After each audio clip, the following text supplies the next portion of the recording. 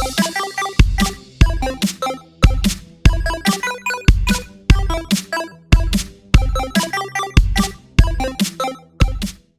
my name is Lane Hardy, and I'd like to welcome you to my graduating project ePortfolio, or EP, for UBC's Master of Educational Technology course ETEC 590.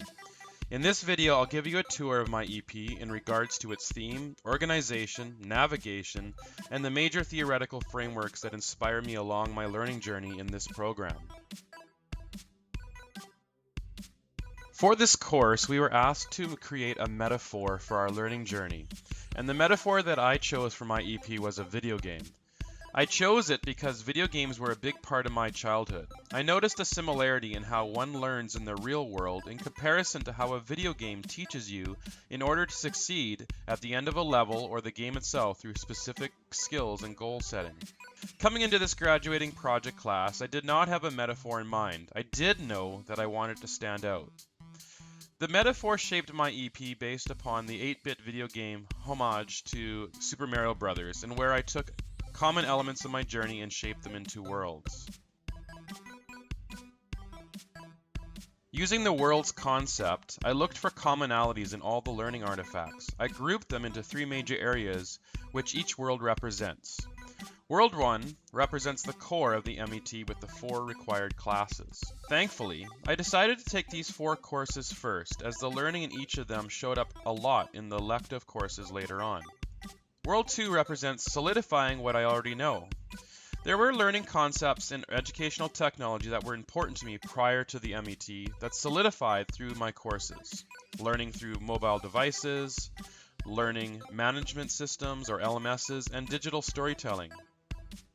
World 3 is somewhat of a miscellaneous group of significant learning artifacts that I realized were centered on the theme of not yet ready.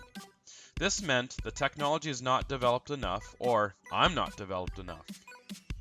The learning artifacts throughout the worlds can be identified with the Power Up Strawberry, and it says, level up with this learning artifact. There are a few ways to navigate through the site. Ideally, you should use the pipes at the bottom of the page to go through the site linearly, the path I intend for you to choose. In addition, you can use the side menu to jump around, or use the warp zone at the footer of each page. In working on this EP for the past 8 weeks or so, I realized that there were some areas that resonated the most within my learning journey in the MET. I counted 4 major areas: mobile devices, e-textbooks, digital storytelling, and gamification, especially video game learning. All of these areas, minus the e-textbook theme, have major theoretical frameworks that I felt helped provide me guidance in learning for my own teaching practice. Children can be very drawn to video games, and it is important for us to look at what about these video games is so engaging for them.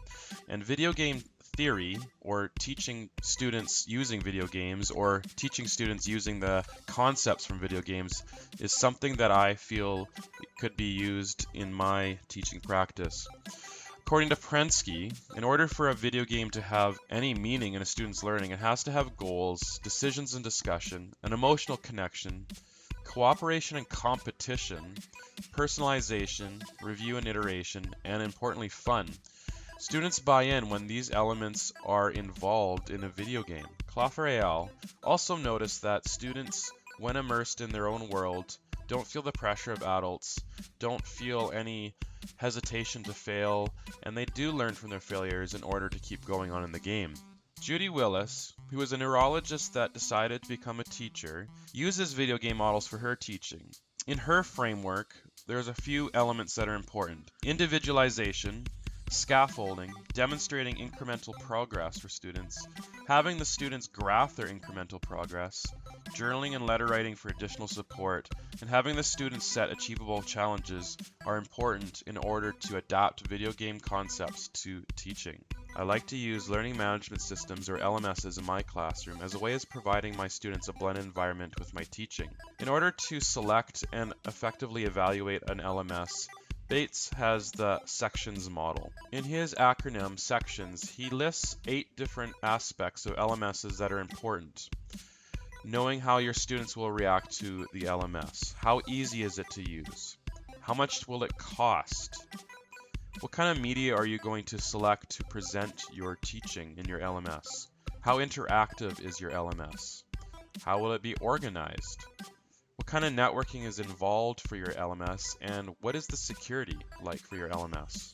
The Center for Digital Storytelling lists 7 essential elements to create an effective digital story. Point of view, dramatic question, emotional content, voice, soundtrack, pacing, and economy are different ways that authors who are going to create a digital story should use to consider how best to engage their reader. Through the construction of this EP, it really opened my eyes to literally how much I have learned throughout the MET, in addition of what I need to do with this learning. In the NBOSS section, I detail how I am already using skills learned in the MET in my teaching practice. I think I can truly say that doing my master's in educational technology will help me be a more effective teacher by providing me the skills and tools to engage my students to help instill learning. A big part of this EP is to demonstrate my learning journey through learning artifacts. Initially, I rummaged through the folders on my computer looking for the products that I could show. The majority of these were major products, either term papers or work group projects. Obviously, since a ton of work went into the creation of these products, they can best demonstrate my learning. I was surprised to find little objects here and there that were not necessarily flashy, but were important. I think the best example is probably the reflective video I discovered from ETEC 565A, detailing my thoughts at the end of the course, which can be found in World 2.2. I created the video because it was required by my instructor, and I wish that I had had the foresight to have done so for all my courses. In addition, upon reflection, I noticed that the best learning artifacts that I can demonstrate were through collaborative group projects.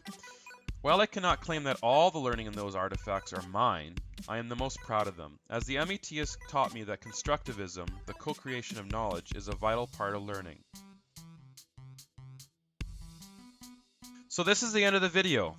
Please take a few moments to give me some feedback on this EP on the assessment page. All that is required is to rate 8 areas on a linear scale that should only take a few moments.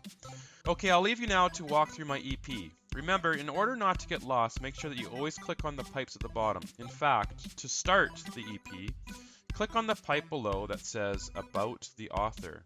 Enjoy!